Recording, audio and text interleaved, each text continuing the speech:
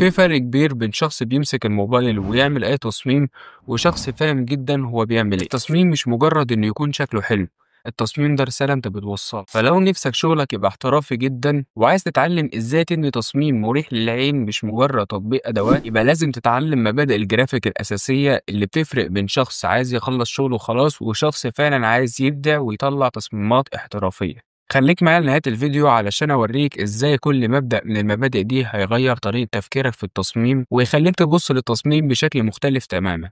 فيلا بينا.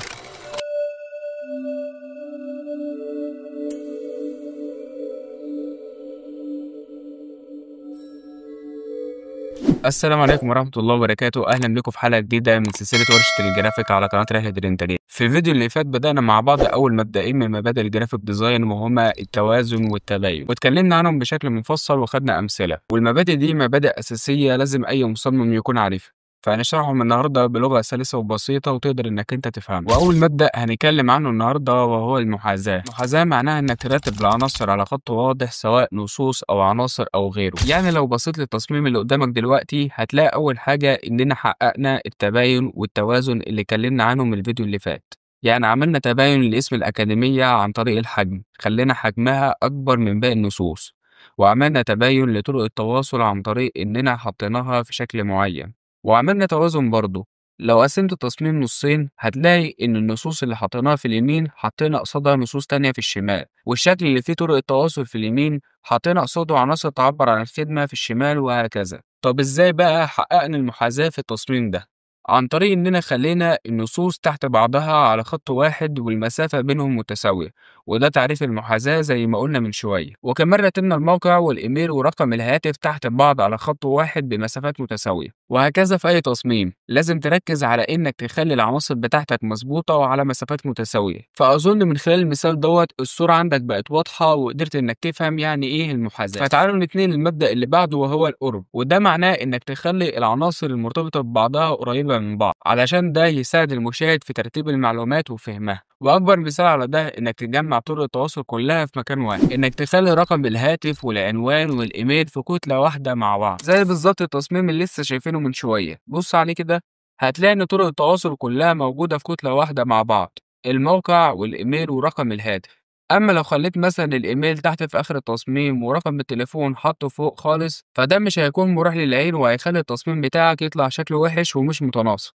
وبرضه زي الكارت اللي قدامك ده هتلاقي إن بيانات التواصل لمطعم بهجة موجودة تحت بعض على خط واحد في كتلة واحدة، وده كان مفهوم القرب، إنك تخلي العناصر المرتبطة ببعضها في كتلة واحدة مع بعض. نخش بقى على المبدأ اللي بعد كده وهو التكرار، والتكرار ده هو اللي بيعمل الهوية البصرية لأي براند. لما تكون متصمم لمطعم معين أو مكان معين وتبتدي تكرر نفس الألوان ونفس الخطوط لكل تصميماتك للمكان ده، بيبتدي يبان إن كل التصميمات دي جاية من فكرة واحدة، ويبتدي المطعم أو المكان ده يتعرف بالستايل ده، بحيث إن أي مشاهد يشوف الستايل ده قدامه يعرف إن الستايل بتاع المطعم ده. فبالتالي أنت بالطريقة دي ابتديت تبني الهوية البصرية للشركة دي أو للمطعم أو البراند ده. وعلشان تحقق ده لازم تحدد إيه العناصر البصرية الثابتة علشان تبتدي تنفذها في كل التصاميم زي نوع الخط والألوان وغيره. بس خد بالك من الملل، كرر ولكن بإبداع. ابتدي تضيف لمسات جديدة في كل تصميم، مش تعمل نسخ ولصق، لا لازم تعمل حاجة جديدة. نتنقل بقى للمبدأ اللي بعد كده وهو المساحات البيضاء.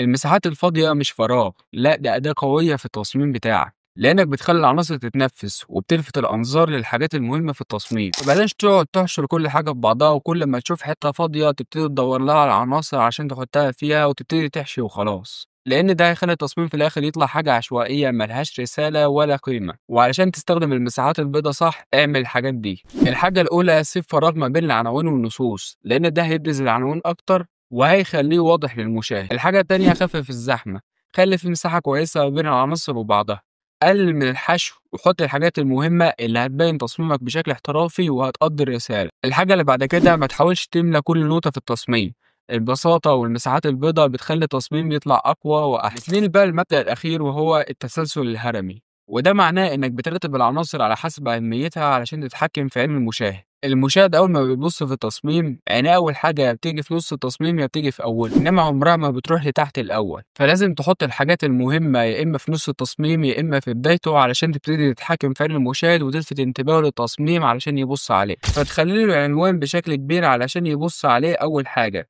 بعد كده تحط له عناصر بترتيب معين فيبتدي يبص عليهم عنصر عنصر بالترتيب ده. فأنت بتعمل له تسلسل للحاجات اللي بيشوفها فيبتدي يركز على حاجة حاجة. أنا عايزك تفهم المبادئ دي كويس وتبتدي ترجع لها من وقت للتاني، لأن هي اللي هتخليك تبني تصميمك بشكل احترافي. كل تصميم هتعمله من النهارده ابتدي يطبق عليه المبادئ دي، وبعد ما تخلصه اسأل نفسك هل هو متوازن ولا لأ.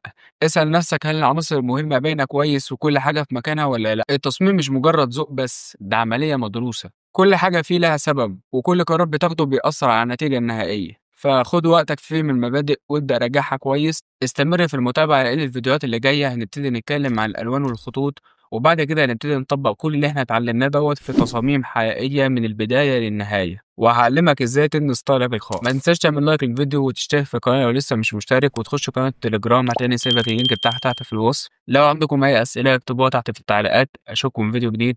سلام عليكم.